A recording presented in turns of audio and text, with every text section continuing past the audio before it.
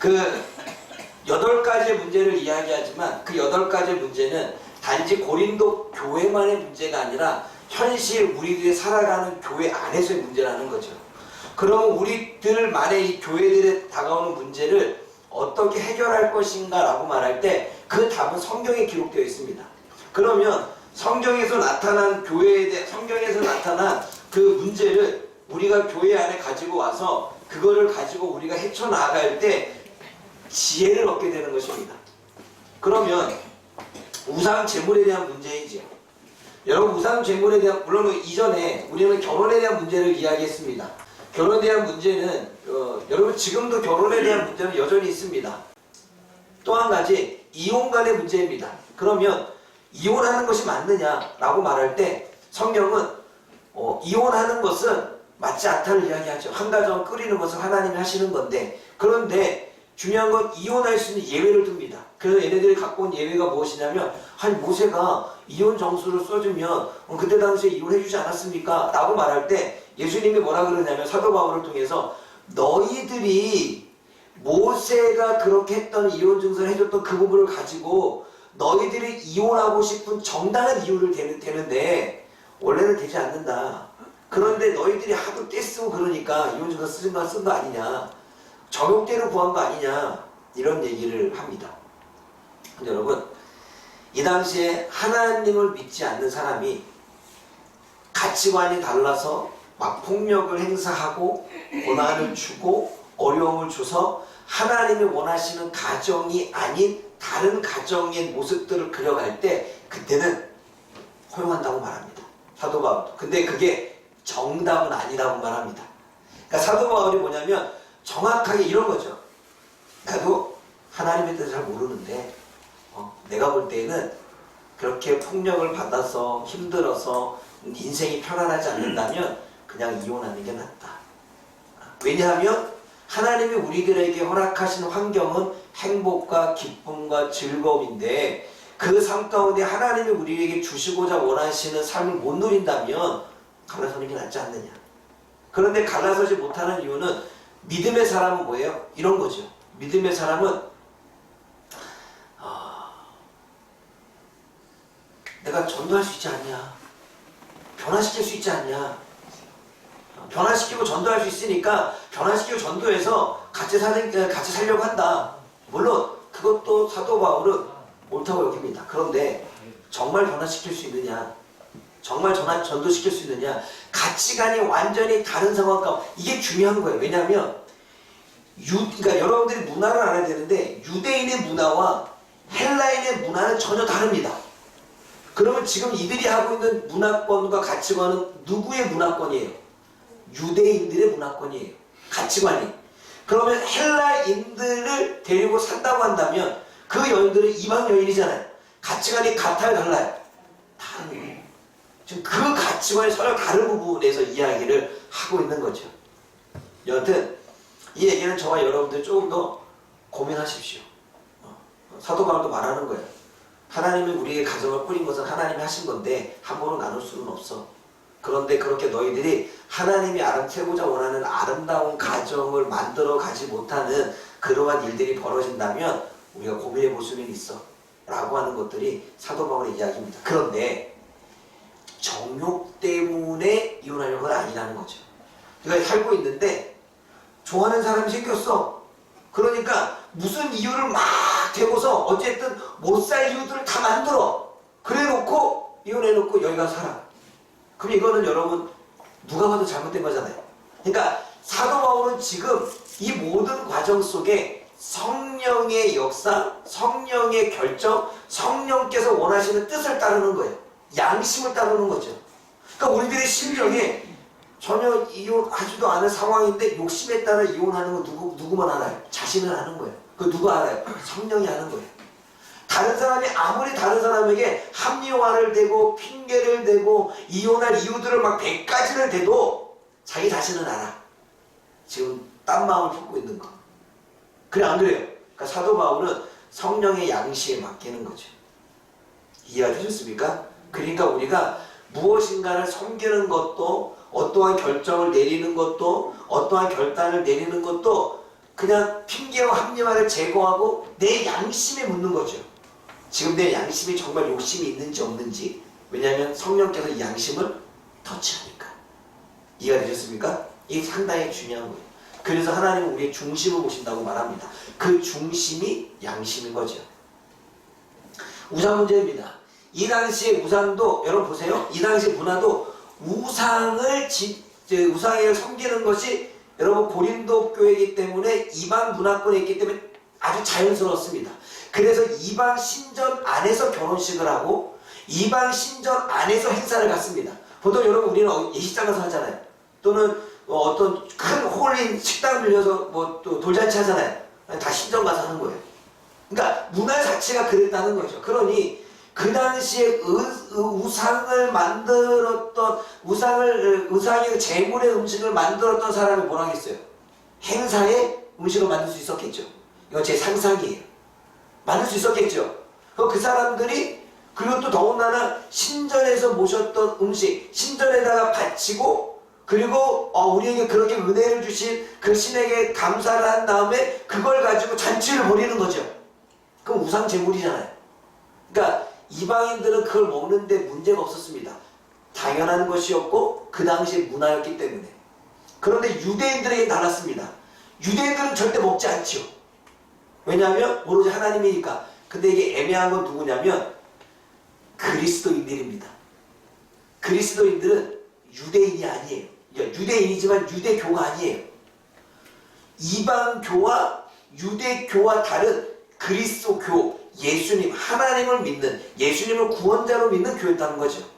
그래서 유대교로 개종한 이방인도 있었지만 이들은 철저하게 우상제물 먹지 않습니다. 그런데 그리스도교는 달랐어요.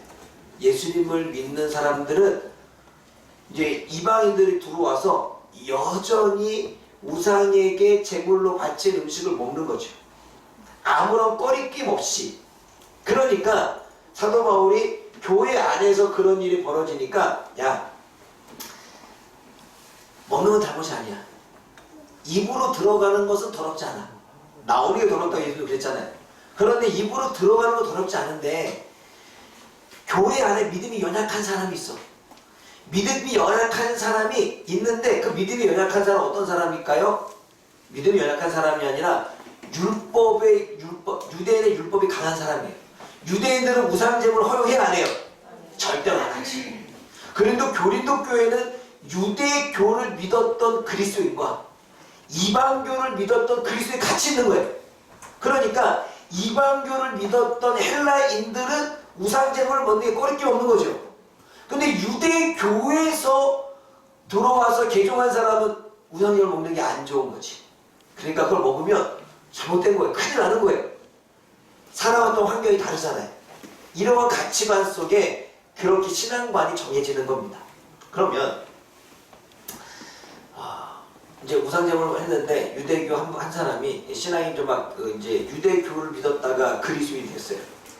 보니까 다 그냥 우상제물 먹네? 아무렇지도 않게 시험이 들어버린 거죠. 아니 여기는 우상을 섬기는 것도 아무렇지 않나 봐. 여러분 그랬을까 안 그럴까요? 유대교를 믿었는데. 그러니까 시험이 든 거예요. 사도 바울이 얘기하는 거죠.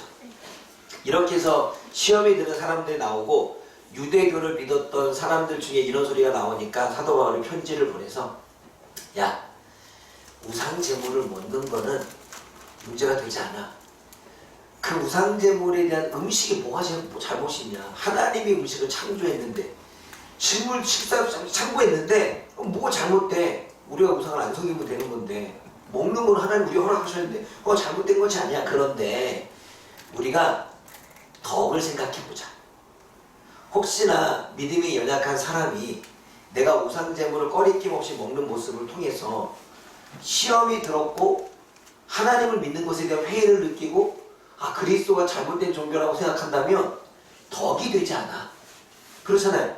그러니 먹어도 상관이 없는데 이왕이면 너희가 연약한 자들을 좀 생각해 본다면 다른 사람의 신앙인들을 한번 되돌아본다면 우리가 먹지 않는 것이 그들이 신앙생활을 잘 해줄 수 있도록 이끌어주는 부분이 아니겠느냐. 그러니 제발 이기적으로 신앙생활 하지 말고 자기 자신에 만족한 신앙생활 하지 말고 자기 가치관에 투철한 신앙생활 하지 말고 다른 사람들을 배려할 수 있는 신앙생활을 해. 이 얘기를 하는 거예요. 이해가 되셨습니까? 그러면 여기서 우리의 삶을 적용한다면 여러분 신앙생활은 개인주의입니다. 그렇죠? 신앙생활은 지극히 나와 하나님과의 관계예요. 그러다 보니까 나와 하나님과의 관계가 좋으면 된다라는 생각 가운데 주변이 안 보입니다. 주변이 보이지 않으니까 나는 하나님과 관계를 막 하고 있어서 여러분 이제 방언기도를 이제 좀 나오겠지만 방언기도 막 그런데 이 사람은 방언을 못하는 사람이야. 그리고 방언기도 하는데 방언기도는 죄라고 여겼던 곳에서 신앙생활하는 사람이야. 그럼 우리는 뭐가 되는 거예요? 이단이 되는 거예요. 그러면 그 사람과 둘이서 만약에 기도를 하게 됐어요. 그러면 그 사람이 시험 들지 않도록 어떻게 해요? 내가 좀 방언을 작게 하거나 아니면 크게 할 때는 다 같이 할 때 하고 이 사람을 생각해서 좀 작게 하는 게 있겠죠. 왜? 시험 들지 않게. 이해가 됐습니까? 그런데 한 번도 우리는 이걸 생각 안 했다는 거예요. 그래서 사도 바울이 고린도 교회에게 하는 이야기는 가능한 일이지만 다 옳다고 여겼다고 다 옳은 일이 아니고 다 맞다고 유익하다고 다 유익한 게 아니다. 덕을 생각하라고 이야기를 하는 거예요. 다른 사람을 생각하는 신앙생활을 하는 거예요. 배려가 있는 신앙생활을 하는 거예요. 그래서 내가 지금 말을 할 때에 이 말이 누군가에게는 전혀 영향력을 주지 않아. 이 말 한마디가 우리 박민성 하나님 같은 경우 나라의 농담을 잘하잖아요. 아까 박민성 하나님이 그 중고등부 청년 모일 때 얘기를 했죠. 자기는 그날 제가 그 토요일날 모임 가질 때 갈 수 있어? 그랬더니 박민성 하나님이 저는 그날 바쁠 수도 있을 것 같아요. 그랬을 때 내가 뭐라 그랬냐면 그래 오지 마. 그래서 준성이가 왜요? 이러더라고요. 또 친하니까 또 그런 것 같아요. 왜요? 이러더라고요. 그래서 아니 본인이 오기 싫어가지고 그날 안 된다고 말하는데 내가 어떻게 데리고 가? 그랬더니 박민선 선생님이 갈게요. 그러더라고요. 중요한 건 나의 성격과 박민수 간사님의 성격은 서로가 알아요. 이런 농담을 해도 왜요? 상처받지 않아? 상처받나? 받는 것 같아. 솔직히 얘기해. 왜 자꾸 저를 이상한 사람으로 만드시려고 하는 거예요? 아니지? 아니에요. 혹시 아니래요? 저 진짜 상처받아요 그러면? 여기가 성전문입니다. 그러니까 성전에 들어가는 문입니다. 여기 증인들이 이렇게 있습니다. 그렇죠? 네. 아, 나 진짜. 다른 때 목사님 때문에 상처받지 이런 거 안 되는 거야, 그렇죠? 네. 분명 그랬어요? 네. 이상한 사람 아니라고? 내가 교회 나가려도 안 나가요. 알았어요. 네, 봅시다. 그런 거죠. 이해가 됐습니까? 그런데 누군가에게는 그 농담을 못하는 사람에게는 농담처럼 안 들려요. 그러면 나는 평상시 대하는 사람처럼 했는데 나는 농담을 전혀 할 줄을 모르고 농담을 받아들이지 못하는 사람에게 내가 그렇게 했다면 이 사람은 상처를 입고 시험에 들겠죠. 그럼 뭐예요? 덕이 안 된 거예요. 다시 말해 우리는 사람들을 대할 때 A라는 사람은 A라는 사람에 맞게, B라는 사람은 B라는 사람에 맞게, C라는 사람은 C라는 사람에 맞게 우리가 대해야 됩니다. 그래서 사도 바울이 내가 유대인들을 전도할 때는 유대인처럼 헬라인들을 전도할 때는 헬라인처럼 자신이 그렇게 되어줬다는 이 덕을 위해서입니다. 그래서 유대인들과 얘기할 때는 율법에 대한 강조를 했고 이방인들과 얘기할 때는 율법이 좀 완화된 부분을 이야기했습니다. 그러면 사도 바울이 미쳐서가 아니라 덕을 끼치기 위해서입니다. 이해가 되셨습니까? 그렇다고 우리가 진리를 바꾸는 게 아니라 진리는 그대로인데 그것을 해석하는 바라보는 관점, 그 상황이 다르다는 거죠. 그러면 여러분 지금부터 이제는 우리가 신앙생활 될 것은 하나님과 나와 사이의 개인적인 신앙생활이지만 우리는 다른 사람을 염두에 둔 신앙생활을 해야 되는 거예요. 제가 오늘 아까 우리 강전사님 살짝 갔어요. 그렇죠? 강전사님. 우리 박근혜 원사님이 누구죠? 이경환 집사님 석션 하고 밥 줘야 되기 때문에 갔어요. 그 시간이 아마 딱 밥 주는 시간이 또 겹치니까. 그럼 밥을 못 먹잖아요. 그래서 제가 뭐라 그랬냐면 국수 좀 남겨놨습니까? 그랬더니 남겨놨대요. 그 떡은 좀 있습니까? 떡은 있대요. 와서 물 해놓고 식사했습니까? 그랬더니 식사를 안 했대요. 떡이라도 드시라. 그 시간대가 안 되는 거죠. 지금 제가 뭐 한 거예요? 한 사람 한 사람 생각을 한 거죠. 여러분, 저는 목회자이기 때문에 여러분들에게 그렇게 하나하나 다 생각을 합니다. 저는 준성이가 연기를 하잖아요. 준성이 이거 빌려줄게. 알았지? 이렇게 너 앞에서 해봐. 알았지? 여러분, 우리 가능해요. 이거 4개만 더 사면 소련회 할 때, 성탄절 할 때 있잖아요. 다 이거 끼고 할 수 있어요. 마이크 필요 없어요. 그래 안 그래요? 우리 교회는 하나님이 복 줄지어다. 네. 준성이, 제가 왜 이 아이에게 괜히 카메라를 대면서 그렇게 아나운서 시킬까요? 카메라를 자연스러워지라고. 그러니까 모든 거 뭐라고 만 자연스럽게 있네. 이게 자연스럽다고 아닌 것 같은데 엔진을 많이 하는 거 보니까. 근데 그런 부분을 통해서 이게 하나하나 세세하게 신경을 쓰는 거죠. 그러면 여러분, 나와 하나님 관계면 나는 그냥 내 말씀 중에만 하면 돼요. 나와 하나님 관계면 나는 여러분 성도들이 죽는지 안 죽는지 사는지 안 사는지 먹는지 안 먹는지 신경 안 써도 돼요. 그래 안 그래요? 그 내가 목회자이니까 그럴 수도 있지만 이건 목회자임을 뛰어넘어 공동체인 것이고 목회자임을 뛰어넘어 가족인 것입니다. 그러면 이제는 우리는 나와 하나님과의 관계, 나의 육적인 관계의 가족들만 생각하는 게 아니라 영적인 가족들에 대한 하나하나 세세하게 살필 줄 알아야 되는 거예요. 그게 뭐냐면 성경에서 덕을 끼치는 것입니다. 아멘? 아멘? 아멘? 아멘. 이제는 여러분들의 신앙생활을 그렇게 해야 돼요. 그러면 여러분들은 뭘 알아야 되느냐? 사람을 알아야 돼요. 누구는 농담을 받을 수 있는지 받을 수 없는지, 누구는 뭔가를 했을 때 어떻게 하는지 이걸 알아야 그 사람에게 맞게끔 우리가 대화를 나눌 수 있고 그 사람을 살펴볼 수 있는 거예요. 이해가 되셨습니까? 근데 우리는 한 번도 이런 걸 생각해 본 적이 없어요. 이거 없는 건 우리는 배려심이 없다고 세상에서 말하고 이타심이 없다고 말하는 거예요. 덕을 끼치세요. 아멘? 아멘. 그러면 이 덕은 우리 교인들 뿐만 아니라 여러분들이 어떠한 모임에 가서도 어떠한 친구들을 만나더라도 그리고 어떠한 사람들과 같은 모임 가운데 어울리더라도 그 끼친 덕이 습관화가 되어져 있으면 당연히 사람들을 살피는 일이 생깁니다. 그런데 문제는 사람들을 너무 살피다 보고 눈치를 보는 건 아닙니다. 이게 눈치를 보는 것과 살피는 건 다릅니다. 눈치를 보면 사단에게 끌려가는 거예요. 사단은 자꾸 우리를 눈치 보게 만들어요. 그래서 자꾸 눈치 보게 만들어 나를 움츠리게 만들죠. 제가 말하는 건 움츠리게 만드는 게 아니라 사람을 알아서 부딪히는 거죠. 그리고 알아서 겪어보는 거죠. 근데 눈치를 보는 건 피하게 되는 것입니다. 눈치를 보는 건 관계하지 않게 돌아가게 만드는 것입니다. 그래 안 그래요? 눈치를 보는 것과 덕을 끼치는 것은 다르다. 이해가 되셨습니까? 우상제물이 그런 거예요. 그리고 우상제물은 사도 바울이 말하기에 우상에게 한 제물을 먹는 것은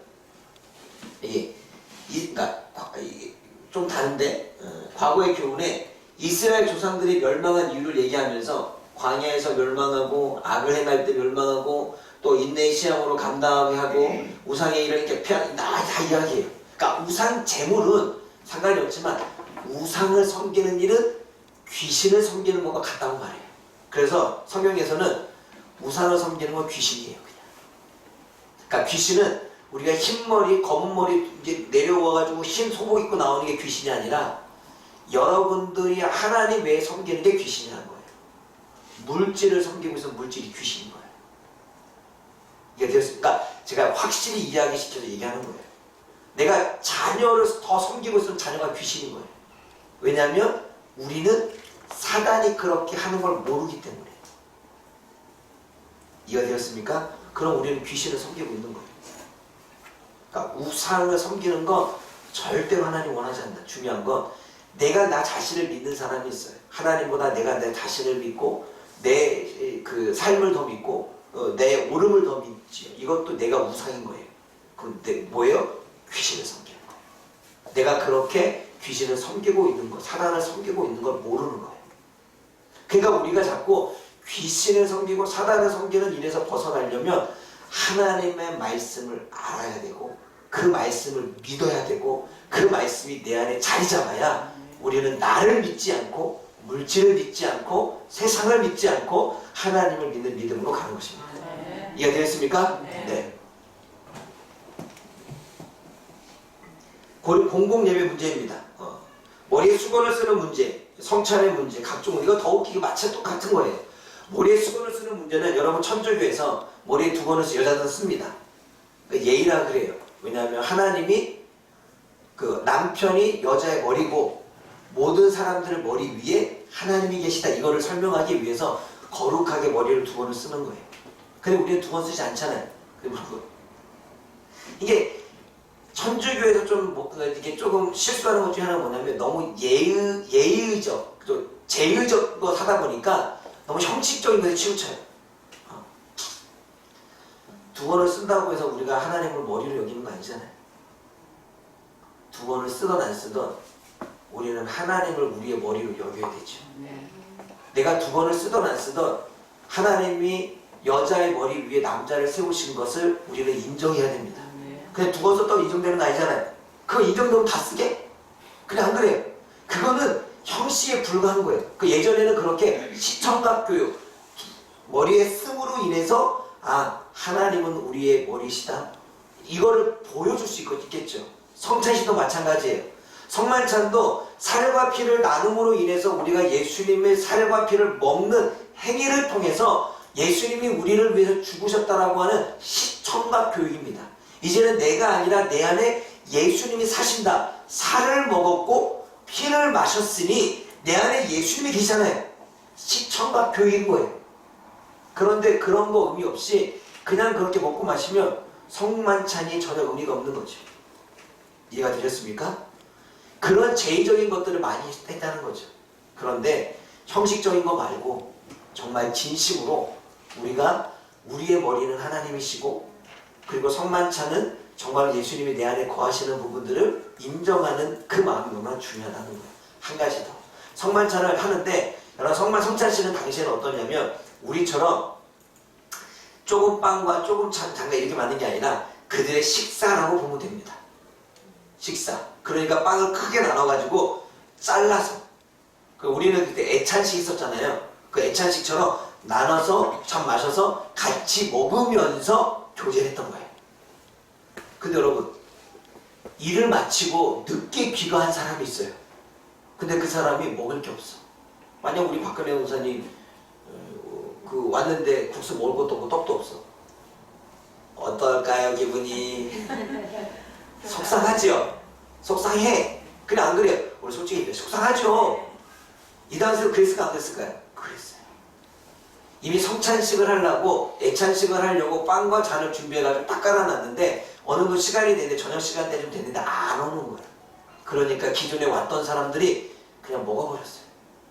그러니까 나중에 온 사람들이 어때요? 먹을 게 없잖아요. 섭섭해 안 섭섭해요? 섭섭하죠. 그래서 문제가 생긴 거예요.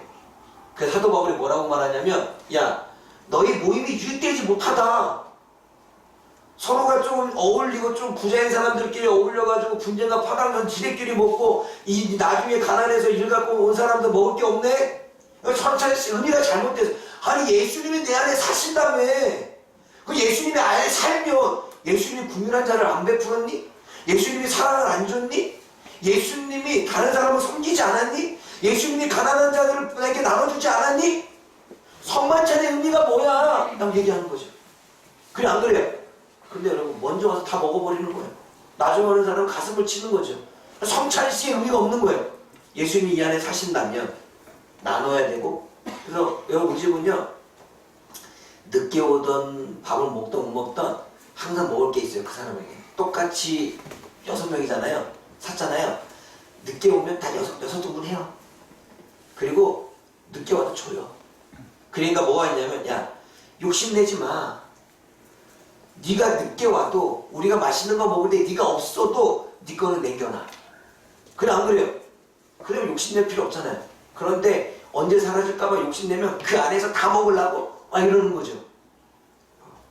마찬가지예요. 남겨놨어야죠. 예수님이라면 어떻게 했을까요? 안 남겨놔요? 남겨놨겠죠. 성만찬이 잘못됐다는 거예요. 자신을 살피고 성찬에 참여해라. 성찬을 그냥 먹고 예수님이 내 안에 계십니다. 예수님의 피가 나에가 있습니다. 이러면서 성찬을 받는데 의미를 모르고 그냥 먹고 마시지 말라는 거예요. 여러분 지금 여러분들은 예수님의 몸이 예수님의 피가 여러분의 몸에 있습니다. 그래 안 그래요? 그럼 우리는 나눠야 돼 안 나눠야 돼요? 국유를 베풀어야 돼 안 베풀어야 돼요? 내가 먹을 거 챙기고 다른 사람 거 안 챙기는 일이 있어야 돼 없어야 돼? 없어요. 그 예수 성찬의 의미는 그런 거예요. 그런데 우리 지금 그냥 시청학교 먹는 형식적인 거로 끝나버린다는 거죠. 그걸 사도 바울이 지적하는 것입니다. 또 은사도 마찬가지예요. 아까 제가 얘기했죠. 방언.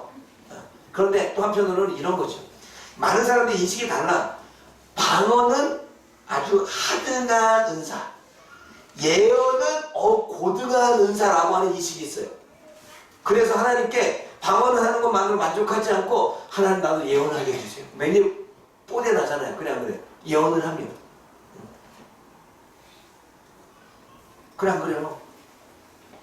근데 이상하게 우리는 자꾸 뭔가 높고 나면 낮으려고 그래. 은사는 다 하나님의 은사지. 높고 낮으면 어디 있어요? 방언을 하고.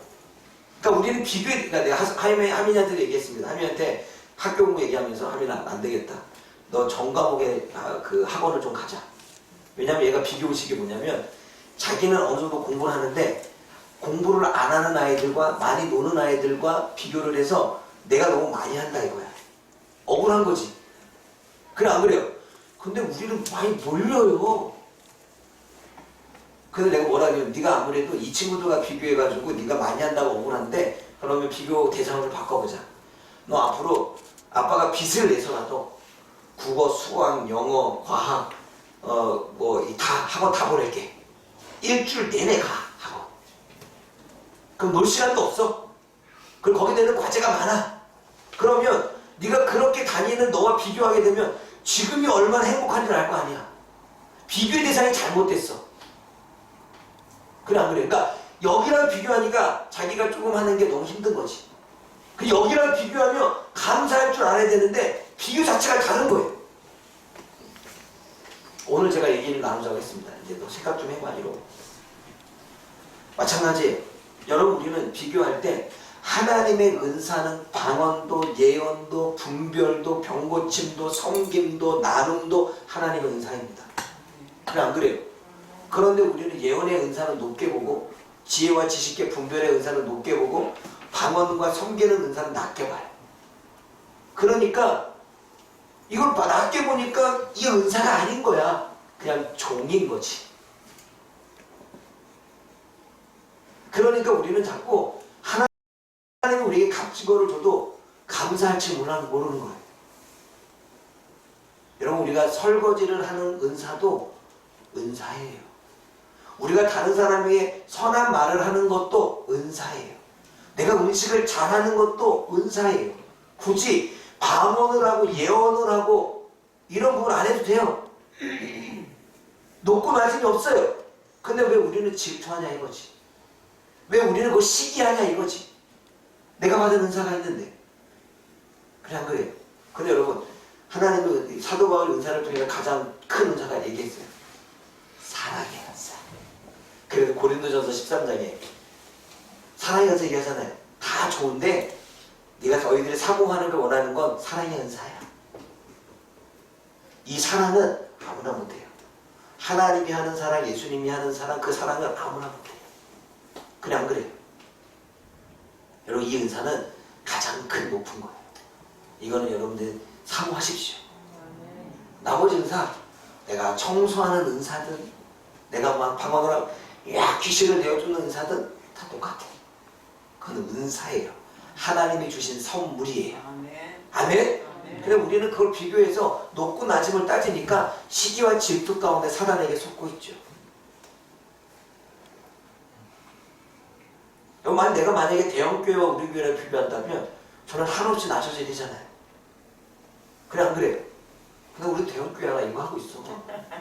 그래 안 그래요? 이거 하고 있다니까. 뭐 오른교회 목사 못하는 거 있어. 이거 하고 있다고. 그래 안 그래요? 비교할 필요 없어요. 우리는 비교를 하니까 자꾸 우리는 원망과 불평이 생기는 거예요.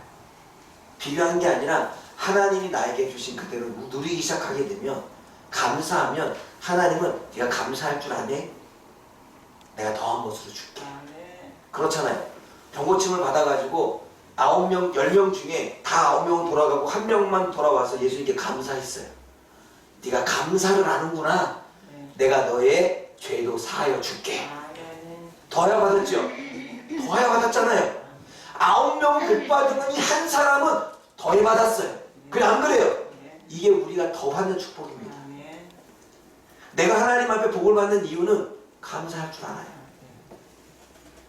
그게 다 하나님의 은혜인 걸 알아요. 그게 남들이 볼 때는 별거 아니더라도 나한테는 너무나 가분한 사랑이고 감사해요. 그러니 그걸 인정하니 하나님이 더 주실 수밖에 없겠죠. 아멘? 아멘? 네. 그게 덕입니다. 그게 은사인 거죠. 따라합시다. 은사는 다 똑같다. 시기하지 말자. 질투하지 말자. 마지막 부활입니다. 부활은 복음을 지키며 구원을 얻는 예수님의 부활이죠. 예수님이 부활하셔서 사람들에게 보이셨습니다. 많은 사람들에게 보이셨죠. 하나님의 은혜로 예수님을, 그 많은 부활한 사람들을 통해서 사람들이 예수님을 믿기 시작하죠. 부활이 없으면 믿음은 헛된 것이 됩니다. 부활이 없으면 믿음이 헛된 것이 되죠. 근데 여러분, 사도계인은 부활을 믿지 않습니다. 여러분, 오늘 묵상을 본 것처럼 사도계인은 부활을 믿지 않으니까 예수님께 시험의 말로 부활에 대한 시험을 하죠. 어떤 시험일까? 형제가 7이 있습니다. 마치 선생님, 형제가 7이 있는데 첫째가 죽었어요. 근데 둘째가 형수랑 결혼했는데 둘째도 죽었어요. 셋째도 그렇게 다 죽었고 마지막까지 다 죽었어요. 7명이. 그랬더니 그럼 나중에 천국에 갔을 때 이 형수는 누구 부인입니까? 이러는 거예요. 여러분, 이게 뭐예요? 부활이 없다는 걸 얘기하려고 하는 거 아니에요. 예수님이 뭐라고 하냐면, 네가 너무 똑똑하다고 말하는데 너는 지혜가 없고 무식하구나. 하늘나라에는 장가가는 일도 없고 시집가는 일도 없어. 그냥 하나님 한 분만으로 만족해. 예수님은 신랑, 우리는 신부. 그냥 그렇게 결혼을 사는 거예요. 그냥 거기에는요, 슬픔과 고난은 곡이 없다 그랬잖아요. 그럼 그 생각 안 해. 그냥 하나님만으로 기뻐. 하나님만 바라보는 것으로 행복해. 슬픔이 안 들어. 그 감정이 없다니까. 근심과 불안의 마음이 안 생겨. 없다니까. 천국에는 이 땅이니까 있는 거예요. 그러면 형수가 이 남자가 내 남자가, 저 남자가 내 남자에 대해 고민할 필요가 없는 거예요. 왜? 거기는 고민할 거리가 안 돼요. 그거 생각을 안 해. 하나님 한 분만으로 만족한 거죠. 아멘? 그게 축복인 거죠. 그러니까 잘못 알고 있는 거예요.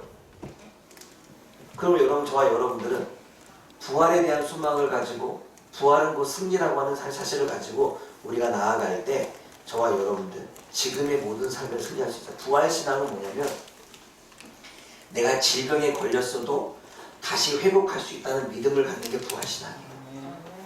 내가 경제적으로 어려워도 다시금 하나님은 나를 회복시키신다라고 하는 믿음을 갖고 있는 게 부활신앙이에요. 내가 죽었다가 살아나는 것만 부활신앙이 아니라 내가 바닥 같은 인생을 살다가 내가 다시금 행복하게 살 수 있다는 걸 믿는 것이 부활신앙이에요. 아멘? 부활신앙이 그런 거예요. 그러면 부활신앙을 가진 사람은 언제나 뭐가 있을까요? 소망이 있는 거예요. 절망이 없어요. 절망을 생각할 수가 없죠. 아멘? 그러니까 여러분, 절망이 있다는 것은 우리가 부활신앙이 없다는 거예요. 다시 회복시키시고 일어나게 하시고 이게 없다는 거예요. 그러므로 사랑하는 여러분, 부활의 소망을 가지고 절망에서 벗어날 수 있기를 부탁드립니다. 기도하겠습니다. 사랑의 하나님 아버지, 참으로 감사합니다. 고린도 교회 문제를 통해서 하나님 우리의 삶을 되돌아보게 되어집니다. 과연 하나님, 우리는 고린도 교회 현실된 문제를 통해 우리들의 상황과 비교하게 되고 살펴보게 되고 그 상황 가운데서 우리는 어떻게 지금의 삶을 이기고 승리해야 되는지 잘 알고 깨닫게 하여 주셔서 고린도 교회 문제를 해결하고자 원했던 사도 바울과 예수님과 그 하나님처럼 우리 교회, 우리 삶에 당면된 이 모든 문제들을 하나하나 잘 풀어내어 성경적인 가치관으로 삶을 살아갈 수 있는 우리가 되게 하여 주옵소서. 예수님의 이름으로 감사하며 기도드립니다. 아멘.